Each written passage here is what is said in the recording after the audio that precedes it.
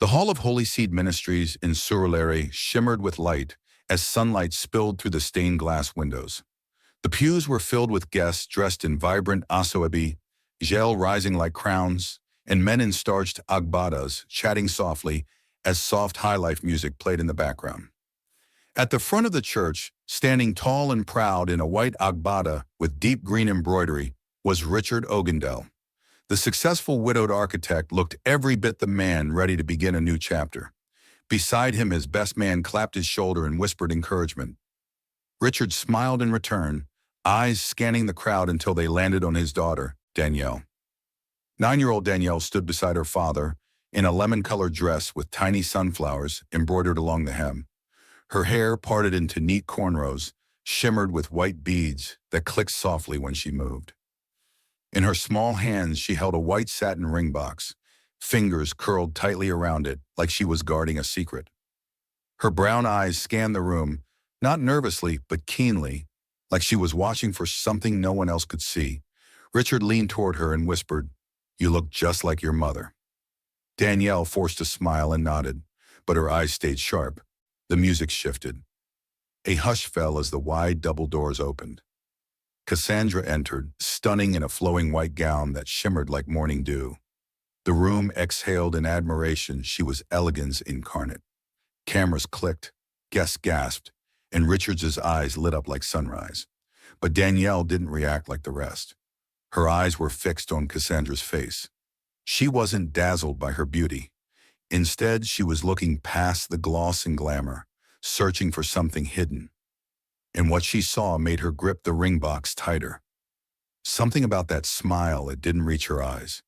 Danielle's mind drifted far from the altar and the choir's soft hymn. As Cassandra walked down the aisle, slow and graceful, the child's thoughts were not on weddings or dresses, but on the one chair in their home that no one touched anymore, the floral armchair by the sitting room window. It was her mother Naomi's favorite seat, the one where she used to sip tea and read Danielle bedtime stories. 2 years ago, Naomi left to buy some gari and vegetables from the market.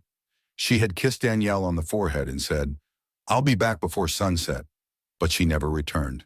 An accident, they said. Just like that, gone. After the funeral, the house changed. The music disappeared. No more Naomi humming the church tunes in the morning or calling Danielle my golden girl. Her father, Richard, tried to stay strong, but Danielle saw the truth in the silence. He moved like a ghost, ate little, spoke less. Some days he just sat in the room staring at nothing. Danielle learned to care for herself, warm her food, iron her school uniform, even wash her socks. It wasn't out of rebellion. It was because someone had to. She did it all while keeping her eyes on that empty chair by the window. Then Cassandra appeared. At first she was just a visitor, smiling, always smelling of lavender and peppermint. Danielle came home from school one day and found her sitting in that same chair, laughing with Richard like it belonged to her. It made Danielle's stomach knot. Cassandra called her sweetie, gave her pretty notebooks and colorful pens, and brought shawarma on Fridays. But every time she smiled, Danielle felt something cold behind it. Cassandra was too perfect, too polished, like she was acting in a play and waiting for the applause. And Danielle wasn't clapping. Soon, Cassandra stopped being just a visitor. One Saturday morning, Danielle returned from choir practice to see her father wheeling in Cassandra's suitcase. "She'll be staying with us for a while," Richard said with a smile that looked hopeful and unsure all at once. "It makes sense, with the wedding coming." Danielle didn't say anything. She just nodded, then slipped quietly into her room. That evening, Cassandra cooked a goosey soup with pounded yam, and Richard couldn't stop praising her. "You brought life back into this house," he said. Danielle ate in silence, every swallow heavier than the last. For the outside world, Cassandra was perfect. She smiled at neighbors, helped at church events, even hosted a small Bible study in the living room. But behind closed doors, her warmth vanished. If Richard was home, she was sweet. "Danielle, eat well." "Danielle, how was school?" But when he stepped out, her voice turned sharp, cold. "Pick that up. Can't you see the dirt?" If Danielle asked a question, Cassandra would wave her off or sigh dramatically. She walked past her like she was invisible. Her sweetness had an on and off switch, and it only turned on for Richard and the public. Danielle noticed everything. How Cassandra always locked her bedroom door. How she was always on the phone, whispering with her back turned. How she changed moods like flipping light switches. And her father? He didn't see any of it. He was smiling again, whistling again, humming old Onyeka Onwenu songs while shaving.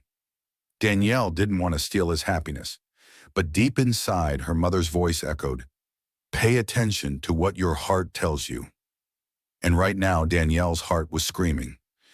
Something was wrong with Cassandra, terribly wrong. She just didn't have the proof. Not yet. The day it happened was a Thursday. The power had just returned after 2 days of blackout, and Danielle was in the kitchen pouring herself a glass of cold zobo. Her hands were tired from writing her social studies homework, and her mind wandered. The cup slipped slightly, and a splash of juice landed on the counter and the tile floor. Just a small accident. But Cassandra walked in at that exact moment. She froze, eyes narrowing like a hawk spotting a mouse. Danielle turned, already speaking. "Sorry, I'll clean it." But Cassandra didn't want apologies. Her hand moved fast, too fast. A sharp, stinging slap landed on Danielle's cheek. The cup fell. Her head tilted from the force, and her eyes widened in shock. She didn't cry. She didn't scream. She just stood there frozen. Cassandra's face remained calm. "You're not a baby. Hold things properly next time," she said, as if correcting a child's grammar. Danielle whispered a shaky, "Okay." She began to clean the mess with trembling fingers. 10 minutes later, when Richard came home and saw her sitting quietly rubbing her arm, he asked, "What happened?" Cassandra answered smoothly, her laugh light. "Oh, she spilled some juice. I told her to be more careful. Kids, right?" She leaned over and pecked Richard's cheek. He chuckled, nodded, and headed to the bathroom to freshen up. That was it. No more questions, no suspicion. And Cassandra went back to the kitchen, humming like nothing had happened. But for Danielle, everything had changed. The sting on her cheek was nothing compared to the crack forming in her heart. Cassandra wasn't just cold, she was dangerous. And now Danielle knew she couldn't keep quiet forever. After the slap, Danielle became a shadow in her own home.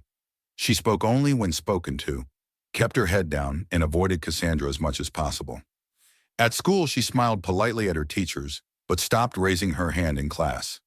Her drawings, once colorful and full of life, grew darker faces with blank eyes, trees with twisted branches. In one corner of her math notebook, she had written in small cursive, "She's not who he thinks she is." But she never showed it to anyone. She didn't trust her words would matter. Cassandra continued playing the perfect bride.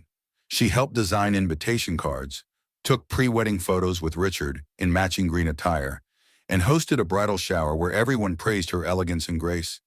"Richard is lucky," they said. "Nah, this kind woman day rare." And Richard believed it. His smile returned. He started bringing home cake samples and flipping through honeymoon brochures. He called Cassandra God's second chance. But Danielle knew better. Behind the sugar-coated voice, Cassandra had fangs, and Danielle was certain they were meant for her father. One afternoon, Danielle returned home with a perfect test score. She had worked hard for it, reviewed late into the night, corrected errors in class. She walked up to Cassandra, holding the paper like a gift. "I got an A," she said softly. Cassandra looked up from her phone for 2 seconds. "That's what's expected," she said coolly. No smile, no, "Well done," just that. Danielle swallowed and walked away. That night she drew her mother wearing her old yellow head wrap and wrote beneath the sketch, "You would have said you were proud of me." And in that moment, something shifted again. Danielle stopped hoping Cassandra would change. It was a rainy Wednesday night when the truth finally cracked open. The house was silent, the rain tapping gently against the windows like a lullaby. Danielle couldn't sleep. Her room felt heavier than usual, the air thick with something unspoken. She reached for her water bottle. It was empty. With careful steps, she tiptoed out of her room, barefoot, hugging her notebook to her chest like it could protect her. The hallway creaked beneath her, and she held her breath. Then she heard it, Cassandra's voice. From the living room came soft but sharp whispers. Danielle crouched behind the hallway wall, just close enough to hear. Cassandra was on the phone. "Yes," she hissed. "After the wedding, phase 2 starts. The payout is locked. He has no idea." Danielle's heart slammed in her chest. She gripped the notebook tighter. "Martins, listen. Once we're done with Richard, we vanish. I've already packed the medication. He'll fall asleep on the boat. Everything will look like an accident." The voice was cold, calculated. Danielle's head spun. Phase 2? Medication? Accident? Her tiny body shook. She backed away slowly, careful not to make a sound. The moment she reached her room, she shut the door silently, heart pounding like a drum. She didn't cry. She didn't scream. She sat on her bed and opened her notebook. With trembling hands, she drew a picture. Her father standing on a boat, Cassandra behind him with a smile and a syringe. In the corner, she drew herself watching. Underneath it, she wrote, "She's going to kill him. I have to stop her." For the first time, Danielle truly understood she wasn't just a child anymore. She was the only one who could save her father. The next morning dawned like any other, but Danielle's world had shifted. She sat at breakfast, face calm, eyes fixed on her bowl of oats. Cassandra hummed while slicing pawpaw, her movements smooth and practiced. "I'm off to see the caterer," she said sweetly, pressing a kiss to Richard's cheek. "Final tasting." Richard smiled, preoccupied with a text on his phone. "See you soon, love." The front gate clanged shut minutes later, and the house fell into silence. Danielle waited. 5 minutes. 10. Then she moved. She slipped into Cassandra's room like a shadow. Everything smelled like perfume and secrets. Danielle approached the sleek, silver laptop on the vanity table. Her fingers trembled. She tried a password. Wedding.